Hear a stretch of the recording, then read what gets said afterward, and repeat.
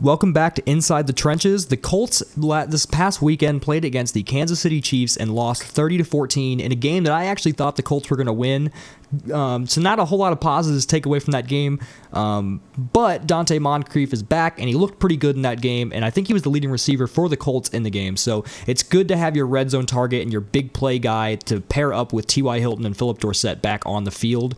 The Packers, the team that they are playing against this week, they lost to the Falcons by 1 point in a heartbreaking game there at the end of the game. The Packers actually look pretty good. So we have a Colts versus Packers. It is in Lambeau Field this weekend. Yeah, Packers last week going up against the Falcons, probably the best offensive team in the NFL right now. Maybe the Patriots, but anyway, yeah, Packers, their defense up to that game had looked really good, and going against the Falcons, a prime offensive team, they kind of fell apart. The Packers lost by 1 point, so I mean it was still really close. So this game with the Colts, I feel like it's going to be a very similar game because the Colts are a similar team to the Falcons in that their defense just isn't very good, and their offense can put up a ton of points really quickly. So I think it's going to be a similar game, possibly similar outcome to that Packer game.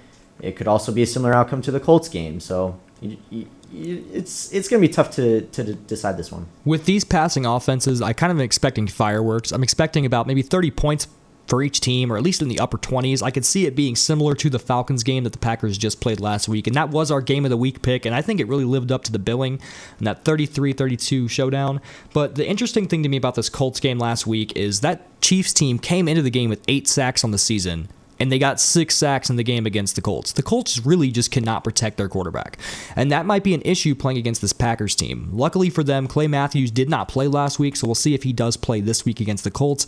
There's a really thin DB core out there right now for the Packers, a lot of injuries in that department, and speaking of thin, the Packers have no running backs right now. They have pretty much a non-existent running game at this point. They're playing wide receivers at running back, which is kind of unacceptable. Aaron Rodgers led the team in rushing this past week with 60 yards, so we'll see if they even have another dimension to their offense to add against the Colts. But luckily for them, this Colts team has given up 3,200 yards on the season so far of offense to opposing teams, and Aaron Rodgers can cut you apart on the field. I think that this game is going to be really high scoring. I'm going to have to pick the Packers to win this game, though. I just don't know if the Colts can be able to keep up with the Packers, with the fact that the Packers' defense actually isn't bad. The Colts' defense is bad. They gave up 30 points to the Chiefs. If you give up 30 points to the Chiefs, watch out for how many points Aaron Rodgers might put on you. Yeah, that's a good point, and I had to go with the Packers too. One thing that I think is just astounding, and you kind of hinted towards it, the Colts have given up 31 sacks on the year. 31. That's just insane. The Chiefs almost doubled their sack count through 7 weeks in one game against the Colts.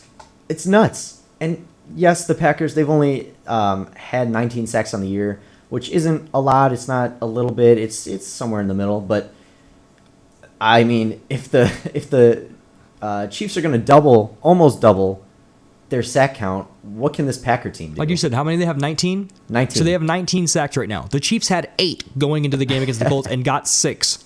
So, I mean, take that for what you want, but the Packers should be able to get after Andrew Luck, and really just being able to get in his face and stop him is what's going to help you win games. Frank Gore's finally looking decent for the Colts. They found a bit of a running identity out there, which is going to help their offense. Like I said, that's something the Packers don't have, but I don't know, man. This Colts team is just really underwhelming to me. Yeah, Packers actually, you might be kind of surprised by this. I know I'm actually a little surprised. They have 105 rushing yards per game, which, I mean... And I think that came also, I mean, a lot of that came from the beginning of the season, and it helps when you have a quarterback that has a capability to be mobile. Right. He had 60 rushing yards by himself last week, and it's not like he's known for running. He just can. Right. Yeah, so I mean, 105 rush yards a game, that's 19th in the league. That's right there in the middle. Another surprising thing, actually, I mean, we've talked about this before. Aaron Rodgers, he's the kind of guy who will throw 4 touchdowns, but maybe only for 190 yards. Right. So their pass yards per game is they have 237 pass yards a game.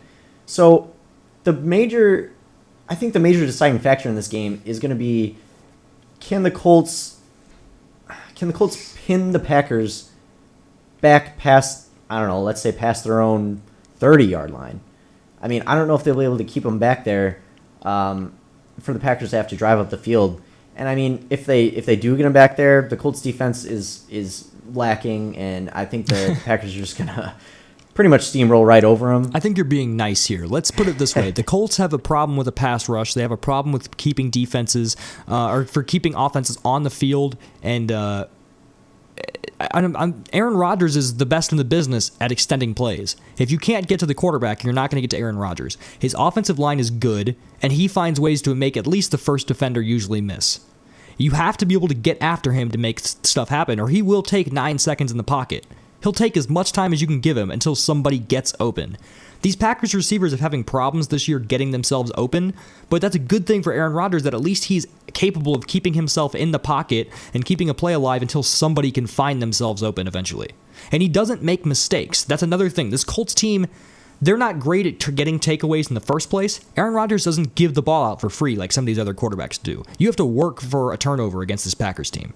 Yeah, and these receivers who have been having a little bit of trouble getting open lately, going against the Colts team that has a busted-up secondary, they're going to get open. And if Rodgers has time for them to get open and maybe get a few steps on the receiver or on the corner, he's going to be throwing deep balls all game right over the Colts heads. I don't know. I mean, I could see it being close just because it would be a shootout, but I could also see it being a blowout. I think it'll be a shootout, and the only reason it'll be close is because of the scoreboard, but I don't think it'll actually look close in the game. Don't be surprised if the Packers get ahead by a couple scores, take their foot off the pedal because they don't really have a running game to keep the clock moving and keep the Colts off the field.